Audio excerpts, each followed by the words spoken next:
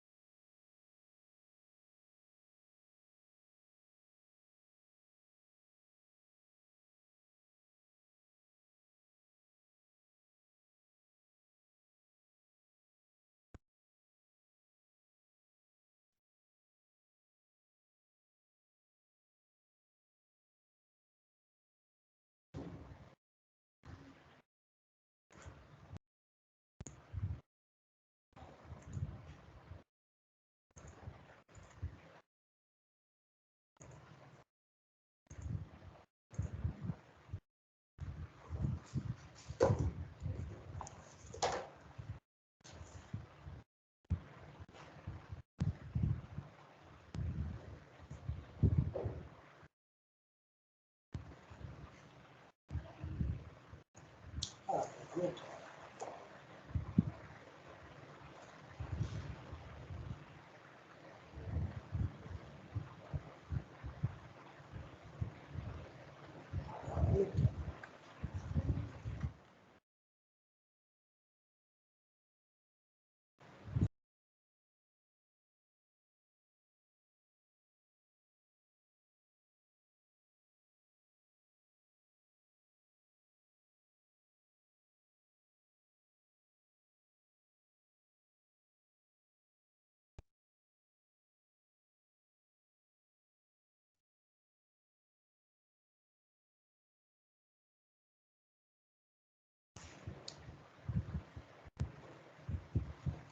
Okay, let us start now. I think it's 50 students.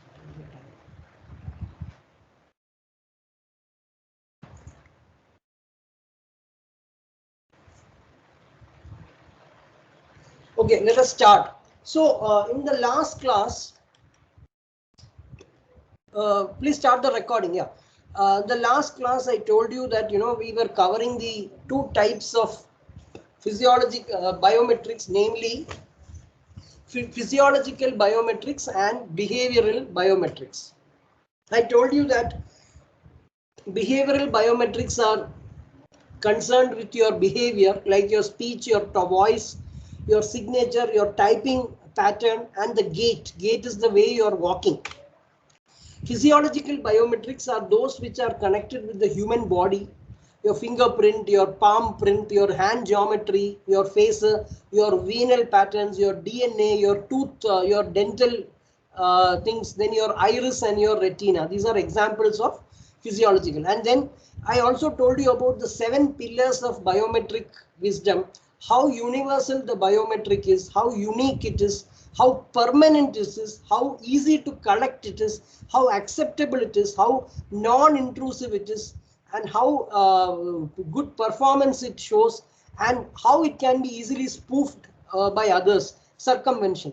And if you see this, the best ones, at least as per this 7 pillars, is the iris and the retina appear to be the best one. Only problem is they are a little expensive, but they are among the others, they appear to be the this thing. There is one more, facial thermogram, your face thermogram, the heat signature of your face is another thing that is mentioned here. So that is what today I'm going to do you talk about the metrics of biometrics, or the calculations or the rubrics of biometrics. Now, first I want to talk to you about the concept of intra-class variation and inter-class variation. Intra-class means within the class. Today, you are giving your fingerprint. Tomorrow you again give your fingerprint. Every day I come to the office, I put my fingerprint in the biometric in the morning. Tomorrow I again do it. So today and tomorrow, the difference between the print in today and tomorrow is the intra-class variation. Same person's biometric taken at different points of time or different times. Maybe after 1 year also can be an intra-class variation. Inter-class means between two different people. My biometric, your biometric. It's an inter-class variation. And in the metrics of biometrics, there is some biometrics do not, some people fingerprint, how much ever you try, it doesn't accept. That is, it doesn't enroll it at all. It doesn't accept at all, even the first time. That is because it is a failure to enroll. There are some old people, you know, their fingerprint, the features, the small things in your hand, those things have got garbled, they have got faded, they have got wrinkles and all. So because of these wrinkling and garbling and all, it may not accept or enroll. So some mostly this is old people. Even some young people I have seen, somehow their biometrics don't get accepted or enrolled. So first time you are not even able to enroll them. That is an FTE. Some people are like that. And an FTA is a failure to accept. First time you somehow enrolled, but the next time you go, because it is not accepting because of old age or wrinkle, and even sometimes with dirt, your hand is fully dirty, you put it, it will not enroll. Sometimes that also happens. Now I'm coming to the most important two parameters for a biometric, which measures with the performance of the biometric, that is known as the FAR and the FRR. FAR stands for false acceptance rate. FRR stands for false reject rate. FAR is the false acceptance rate and the FRR is the false reject rate. FAR is also known as FMR or false match rate. In some textbooks, false match rate is there. False match rate is the same as FAR, false acceptance rate. And in some textbooks, FRR, false reject rate, is the same as NMR, false no match rate. Now, what is FAR? Some people, sometimes a wrong person's biometrics is accepted. Sometimes a right person's biometrics is rejected. So even though this person's biometric is not there in the system, he's an imposter, his biometric is accepted. Every biometric will have this problem. So I don't need to tell you that the false acceptance rate should be 0.1%. 1 out of million people should be accepted wrongly. Should not, I mean, false accept means somebody who is not in the system, he is putting his biometric and he is getting accepted. And I don't need to tell you that it should not be 1 in 1 million. It should be like that. Same way FRR. Somebody who is into the biometric system, you put the biometric, it is rejected. Again, that should be 1 in a million. Unfortunately, biometrics are not so efficient that way. In some cases, out of 100 people, 1 or 2 fingerprints are accepted wrongly. It's very dangerous. That 1 or 2 fingerprints, the FAR of 1 or 2 means, when there is an FAR of 1 or 2 means, 1 or 2 wrong people are accepted in the system. That could be a terrorist who could do a lot of damage. So it's very, very serious. We want to have an FAR of 0.00001. That means out of 1 million people, only 1 false accept should happen. Out of 1 million prints, only 1 false reject should happen. That is where we want to go. And we will also see that the FAR of iris, the false accept rate, and the FRR, the false reject rate, of iris and retina are among the lowest. Very, very low, but they are slightly higher for voice and all. It is 10 and all. Sometimes 10 out of 100 samples are wrong. There can be 10 false accept rate for voice. There can be 15 for FRR also. These are possible. So remember, FAR and FRR are the most important parameters for biometrics. FAR is false accept rate. It's also known as false match rate. We want it to be as less as possible. It means that a wrong person is accepted. An FRR or false reject rate is the same as false not match rate, FNMR. And again, that should be so low, it means a right person who should have been accepted is rejected. This is the difference. Now, this is all based on a similarity score. So if you are giving your biometric today and you are giving your biometric tomorrow, you have an authentic score. Your authentic score is very high because it's the same person. Today you give a biometric and tomorrow somebody is giving your biometric and it is accepting. That is an imposter score. So the similarity level is taken, and normally for a similarity level a threshold is kept. I'll tell you the reason. Today I am giving my fingerprint. After 6 months I cut my hand. My hand is cut. My fingerprint is slightly cut. My fingerprint will grow back even though with the cut, but slight changes will be there. But those changes should be within the threshold.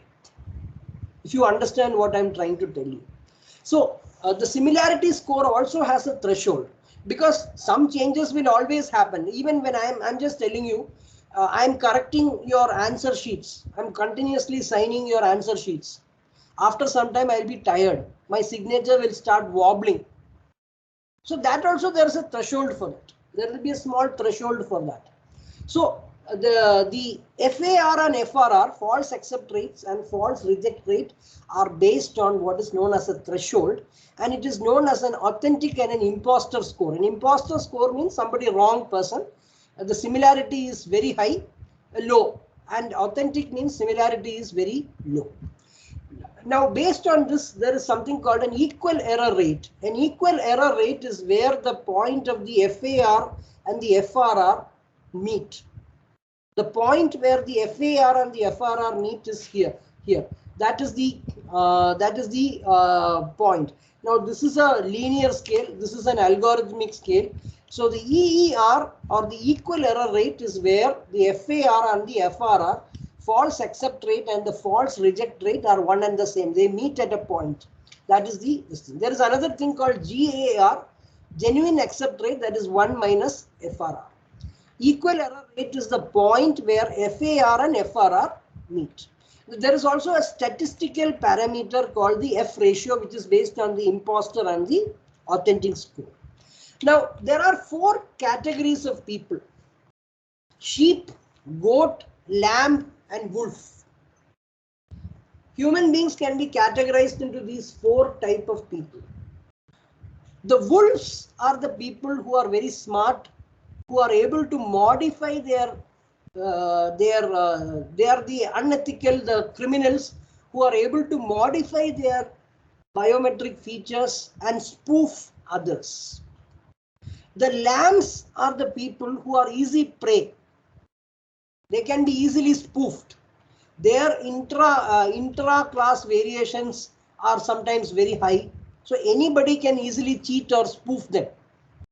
That's a problem. The sheep are the people who are strong. There is not much of a problem. There is very low intra-class variations. It is difficult to cheat them. The goats are the people where their FRR is very low. The reject is very low. They always. So human beings can be classified into one of these 4 people. But generally, the logic is that we want the FAR, the false accept rate, to be as less as possible. We want the FRR, the false reject rate, to be as less as possible. False accept means somebody who's supposed to be in the system, who's not in the system, is accepted. False reject means somebody who's in the system, who's enrolled, is rejected.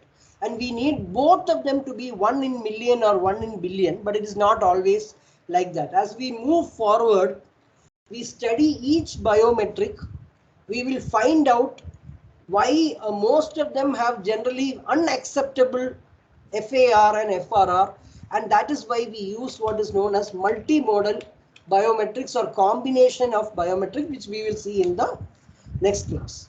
I'll close for today. Let me take the attendance. It's a short class only.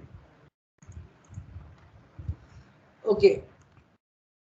3